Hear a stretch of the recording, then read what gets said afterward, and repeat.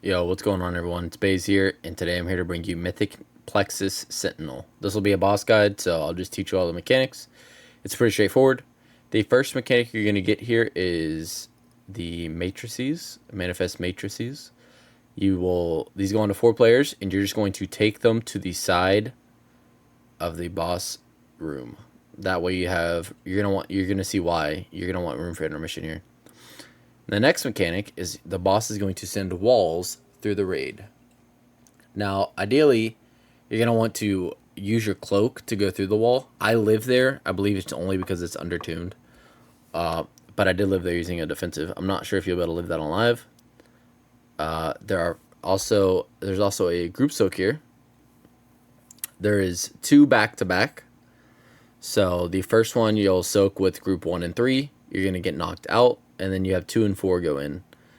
That way you always have at least 5 people in. If you do not have 5 people in, you will wipe the raid. And this is the intermission.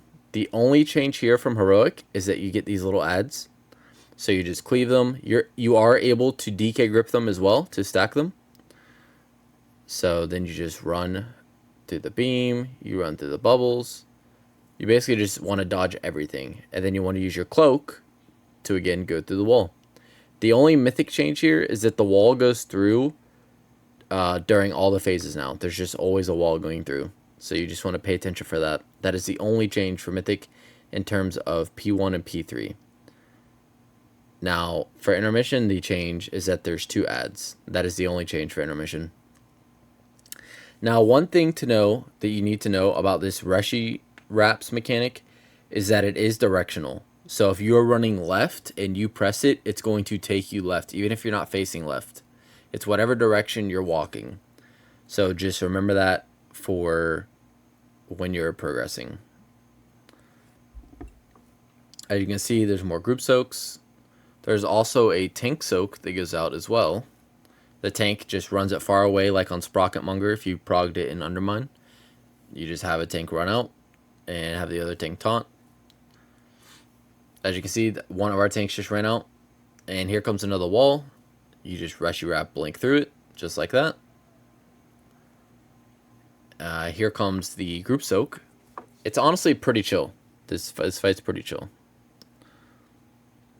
Now, one thing that also occurs, it's not really a change, it's just something additional for Mythic, is that there are more bubbles and more beams in each intermission that goes on. And there goes the tank mechanic. You just take it out. Far from the raid. There are also little lightning bolts that come down, and you just dodge those. Here come more swirlies, another soak as well. Again, you just take the swirlies to the side. You just soak, group soak. You can soak 2 back to back if your class can make it back in time, or you can death advance it. And again, you just focus these ads down. And you just want to dodge these beams and these bubbles. Now, from what I tested, none of these one-shot specifically on Mythic, but it was PTR, so I think it was just undertuned. I think when it goes live, a lot of these will one-shot you when you're progressing in Mythic. But yeah, you just break the shield here now, and it's all rinse and repeat. Everything you've done in P1 and P2, you just keep doing it. So there's nothing else new, but again, I'll talk you through this phase. Again, you're going to get matrices here. You just take them to the side. It's nothing crazy. I will let you know if you step on those matrices on the side, they do teleport you to a random location.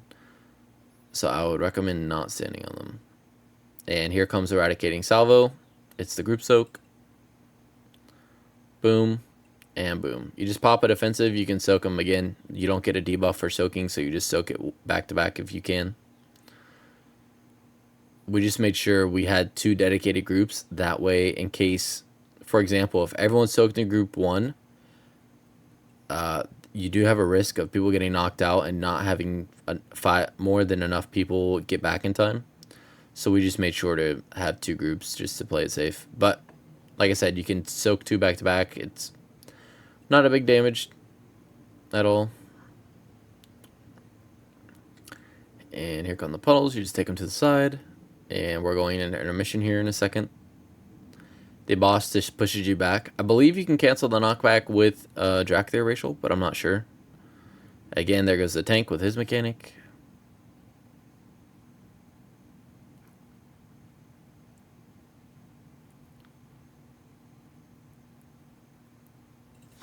And another group soak.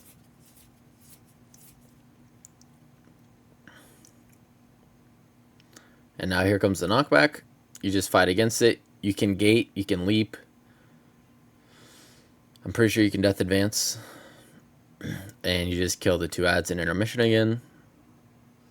And you're just dodging. Now with this one, this specific intermission right here, you want to wait for the wall to get to you.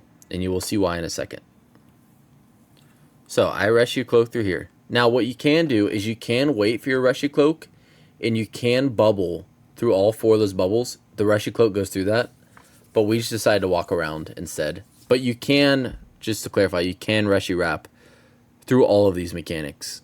So, you know, if you think, I'm pretty sure you could Dracthyr off the side and get back on, but it's a little risky. But that's pretty much the entire fight. Again, it's just rinse and repeat. Nothing changes from when you see it the first time. Tank soaks going out. And again, it does drop off damage. And yeah, that's the boss. If you guys found this helpful, let me know. Leave a comment, like,